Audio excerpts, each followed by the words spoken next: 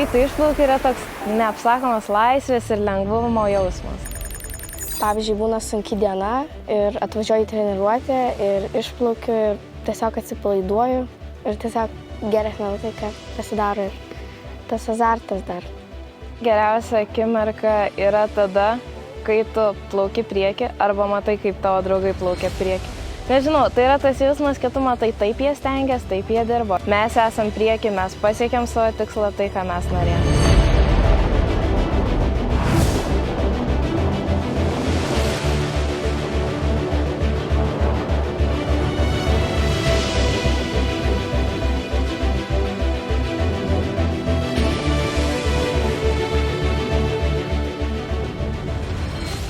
Būna toks nedidelis adrenalino jausmas, kai lenktyniauji, nesvarbu ar tu prieki ar gale, vis tiek yra to azarto ir adrenalino lenktyniauti prieš kitus.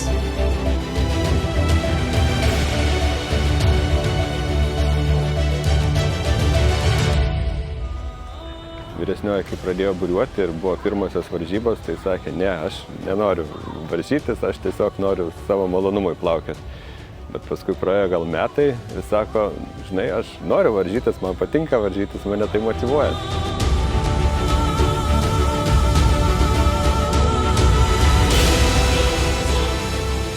Aš manau, kad pergalės lemia praktika.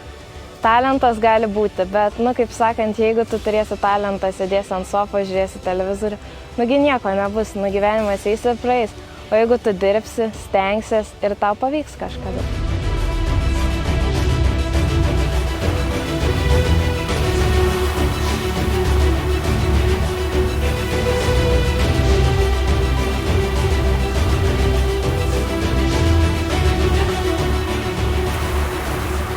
Kam nepatinka laimėti? Visiems labai patinka laimėti, man irgi patinka laimėti.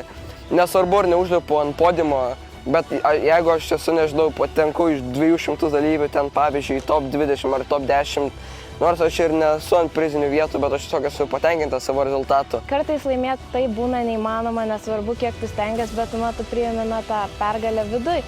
Tu sakai, taip, aš laimėjau, aš įveikiau šias varžybas. Man buvo sunku, bet aš dariau viską, ką galėjau.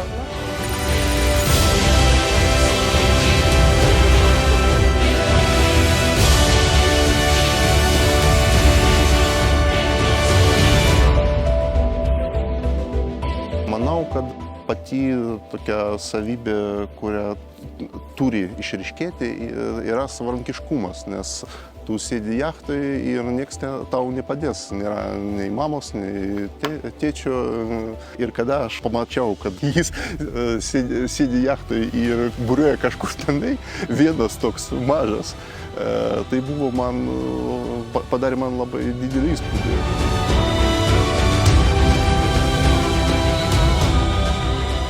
Aš manau, kad kantrybė yra labai svarbu, ištvermė ir tas blaivus protas, kad ir kas atsitiktų, reikia susikaupti ir išlikti ramiam. Tuo pačiu išryškėjo toks didelis atsparumas įvairiom sunkiom situacijom ir mokėjimas iš tų situacijų savarankiškai su jom susidoroti. Mano vaikas dažnai, užsisklęsdavo, ar tai būdavo daugiau vienišius, dabar jisai tikrai bendrauja daug labiau.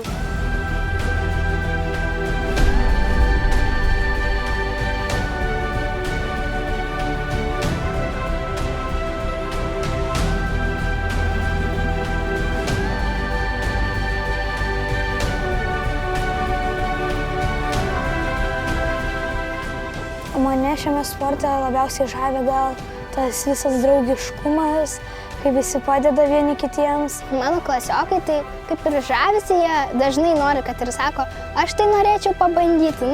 Mano klasiokai net buvo atvažiavę į stovyklą pasibandyti ir jiems labai patiko.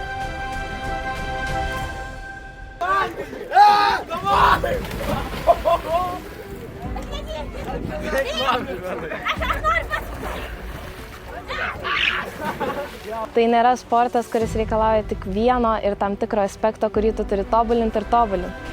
Tu turi atrasti balansą tarp įvairių aspektų. tu turi būti ne tik fiziškai stiprus, tu turi išmanyti taisyklės, na ir reikalauja ir proto, ir loginio mąstymo. Tai yra ir sportas, ir malonumas, ir, nežinau, pažinimas, ir bendravimas, ir komandinis darbas. Viskas viename.